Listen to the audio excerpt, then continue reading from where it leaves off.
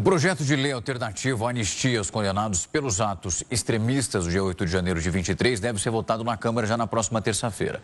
É o que afirmou o relator desse texto, que é o deputado Paulinho da Força. A gente vai para Brasília conversar com a repórter Ruth Moraes, do Portal R7, que tem esses detalhes, para saber o que foi divulgado desse relatório, do parecer dessa proposta. Ruth, a gente falou sobre isso semana passada, como o texto seria construído, porque precisa passar pela Câmara dos Deputados e também pelo Senado.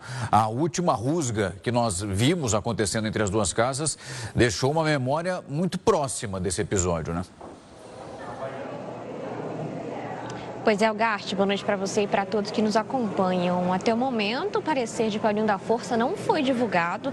Ele disse que pretende finalizar esse texto, esse relatório final, até amanhã, quarta-feira, e que pode disponibilizar para todos entre esta semana e a próxima. Ele disse hoje que se encontrou ontem com o presidente da Câmara, Hugo Mota, para tratar de alguns ajustes neste texto. Ele disse ainda que Mota está fazendo essa ponte com o Senado para garantir que, uma vez o texto aprovado aqui na Câmara, seja também aprovado pelo Senado e que não fique travado lá, assim como foi com a PEC das prerrogativas, que inclusive foi enterrada pela Casa.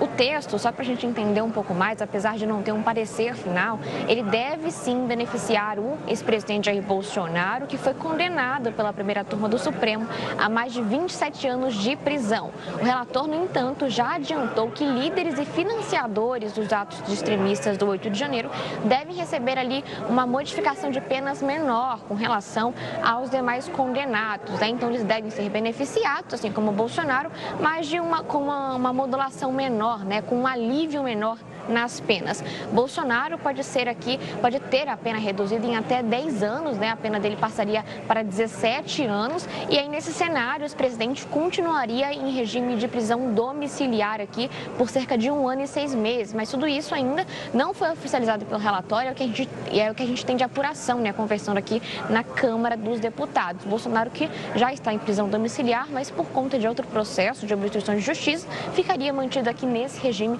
segundo essa versão aqui do projeto.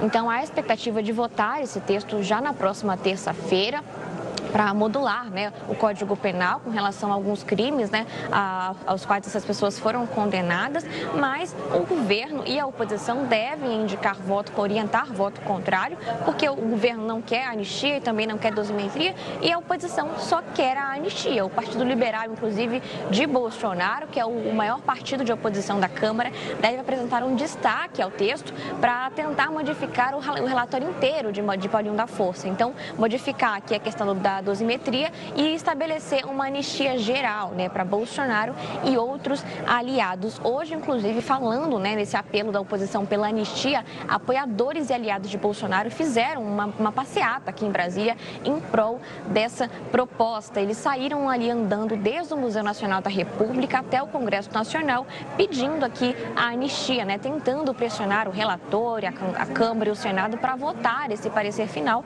com esse perdão geral, Entre outras pessoas, estiveram nesta passeata a ex-primeira-dama Michele Bolsonaro, o deputado federal Nicolas Ferreira e o senador Flávio Bolsonaro, que é um dos filhos do ex-presidente. Flávio, inclusive, disse neste ato acreditar que a anistia vai, de fato, ser aprovada pelo Congresso Nacional. E também, só para a gente finalizar, eram esperadas mais de 5.000 pessoas nesse ato, mas até o momento o GDF, o governo do Distrito Federal, não divulgou aqui um parecer final, uma expectativa, uma estimativa final de quantas pessoas compareceram a esse ato, Algarte.